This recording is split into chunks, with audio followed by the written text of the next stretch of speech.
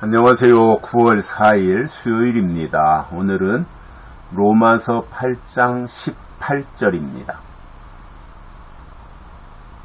생각건대 현재의 고난은 장차 우리에게 나타날 영광과 좋게 비교할 수 없도다. 아멘. 어제는 그와 함께 영광을 받기 위하여 고난도 함께 받아야 될 것이니라 이렇게 말씀하셨거든요. 그리고 오늘 말씀으로 들어와서 현재의 고난은 장차 우리에게 나타날 영광과 좋게 비교할 수 없다. 이렇게 말씀하면서 고난이 있어야 영광도 있다. 이렇게 말씀하시는 거예요. 우리가 일부러 고난을 쫓아다닐 이유는 없어요. 그리고 일부러 내가 어디 고난의 현장에 날마다 그 근처에 가가지고 끼웃거리고 고난받아야 된다 그러고 고난당해야 된다 그러고 빨리 나에게 고난이 오라 그러고 이럴 필요는 전혀 없는 거예요. 그러나 하나님의 후사로 하나님이 인정하시고 선택하시면 그에게는 어떤 모양으로든지 고난이 찾아오게 되어 있습니다. 왜냐하면 하나님의 아들에게 임하는 고난은 훈련이고 단련이에요. 망하게 하려는 게 아니에요. 훈련시키고 단련시키는 거예요. 더 강하게 만드는 하나님의 방법이라는 말입니다. 그래서 이 고난의 과정을 한마디로 이제 광야라 그러죠. 광야. 히브리 민족이 출애굽하고 광야에 나오잖아요. 근데 이제 광야에 나왔을 때 요단강을 홍해바다를 건너고 광야에 가서 이제 4개의 광야를 거치잖아요. 수르광야, 신광야, 시내광야, 바란광야. 이 광야를 이제 거치는 그 과정 속에서 사실상 하나님 앞에 그들의 본색이 다 탄로났어요. 한 번도 하나님의 인도하심에 감사하거나 기다리거나 순종하거나 한 적이 없어요. 그저 껌뜻하면 불평, 원망 이런 것밖에 할 줄 몰랐던 거지요. 그러다 보니 광야 생활을 40년이나 해야 됐고 그 40년 광야 생활을 통해서 처음 모세를 따라서 출애굽했던 1세대는 여호수아와 갈렙을 제외하고는 광야에서 다 죽었어요. 원래는 가나안 땅에 들어가야 되는 게 정상이에요. 그런데 광야에서 그들이 좀 길들여져야 되고 광야에서 다듬어져야 되고 옛사람이 죽어지고 새로운 사람으로 지으심을 받아야 되는데 전혀 그런 준비가 안 돼 있었던 거지요. 껌뜻하면 애굽으로 돌아갈 생각이나 하고 있었으니까 그들이 어떻게 하나님의 마음에 합한 자들로 훈련받을 수 있겠습니까? 그러니 출애굽 1세대가 모세를 쫓아 나왔음에도 광야에서 다 죽었어요. 가나안 땅에 들어가지 못했어요. 그리고 광야에서 태어난 애굽을 알지 못하는 출애굽 2세대들이 여호수아를 따라서 요단강을 건너 가나안 땅에 들어갔습니다. 그러니까 광야에서 태어난 출애굽 2세대들은 애굽을 몰라요.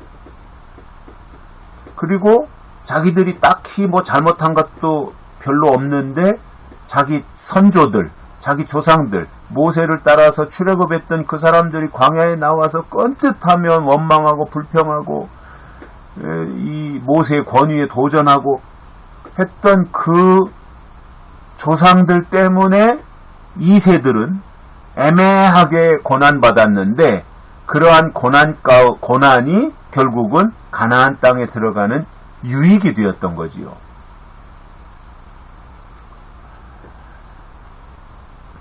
하나님의 계획 속에 들어가는 것이 은혜고요. 또 하나님이 예비하신 광야 또는 하나님이 예비하신 고난의 학교, 고난의 훈련소에 입소한다면 그 자체가 엄청난 축복입니다. 욥 같은 경우도 동방의 의인이었는데 그가 얼마나 고난을 당하고 아픔을 당해요. 결국 다른 것은 다 그렇다 치더라도 10남매나 되는 자식들이 졸지에 다 목숨을 잃잖아요. 이거 어떻게 감당할 수 있겠어요? 그런데 욥은 주신 이도 여호와시요 취하신 이도 여호와시다 그러면서 그것을 이겨내더란 말이에요. 그래서 이제 나중에 욥이 하나님께로 다 갑절로 다 이제 보상을 받게 되는데, 결국 광야라고 하는 것은 힘드냐 안 힘드냐의 문제도 있겠지만 그것을 어떻게 받아들이고 어떻게 감당하느냐의 문제가 사실은 더 큰 거예요. 고난이 왔을 때 방방 뜨면서 막 난리 버거지를 피우는 사람이 있지만 불평하고 원망하면서 그것은 감당을 못하는 사람이에요. 그런데 극도로 어려운 고난을 만났을 때 욥처럼 주신 이도 여호와시요 취하신 이도 여호와시다 이렇게 이 해결책을 하나님 앞에서 내놓고 그것을 하나님이 하신 일로 그대로 덤덤히 받아들이면 고난을 이긴 거예요. 극심한 고난이 왔을 때 그 고난을 이기는 길은 감사하는 거예요. 감사하면 이기는 거예요. 불평하고 원망하면 지는 거예요. 광야 40년 이스라엘 백성들이 광야에서 보인 태도는 한 번도 하나님 앞에 감사한 적이 없어요. 그러니까 번번이 진 거예요. 불평하고 원망하면서.